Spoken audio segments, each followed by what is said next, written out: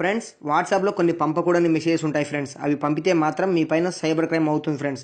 అసలు ఆ మెసేజెస్ ఏంటి, అవి పంపితే ఏమవుతుంది అనేది నేను మీకు చెప్తాను ఫ్రెండ్స్. చూడండి,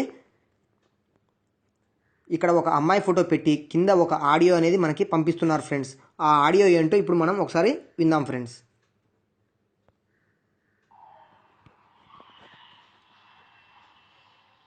హాయ్ ఫ్రెండ్స్, ఈ ఫోటోలో ఉన్న అమ్మాయికి బ్రెయిన్లో ఏదో బ్లడ్ క్లాట్ అయ్యి తన ఆపరేషన్కి 30 లక్షల దాకా ఖర్చు అవుతుందని చెప్పినారంట డాక్టర్స్.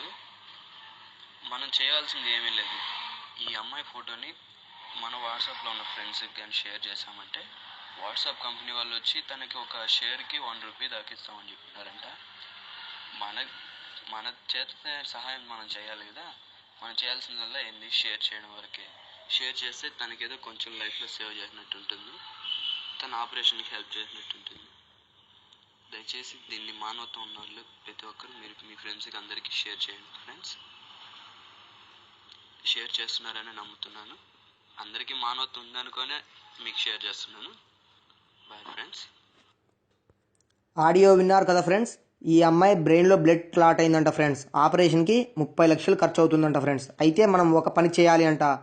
అదేంటంటే మీ వాట్సాప్లో ఉన్న మీ ఫ్రెండ్స్కి ఈ మెసేజ్ షేర్ చేయాలి అంట ఫ్రెండ్స్. అలా చేస్తే వాట్సాప్ కంపెనీ ఒక్కో షేర్కి 1 రూపాయి చొప్పున ఇస్తుందంట. అయితే ఇదంతా ఫేక్ న్యూస్ ఫ్రెండ్స్, నమ్మొద్దు.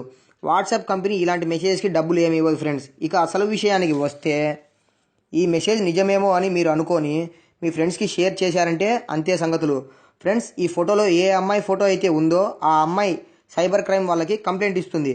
ఈ మెసేజ్ ఎవరైతే క్రియేట్ చేస్తారో వారి ఐపీ అడ్రస్ ద్వారా వారిని పట్టుకొని జైలుకి కూడా పంపడం జరుగుతుంది ఫ్రెండ్స్. సో దయచేసి ఇలాంటి మెసేజ్ను మీ ఫ్రెండ్స్కు కానీ మీ గ్రూప్స్లో కానీ ఎవరికి షేర్ చేయొద్దు ఫ్రెండ్స్. So be careful.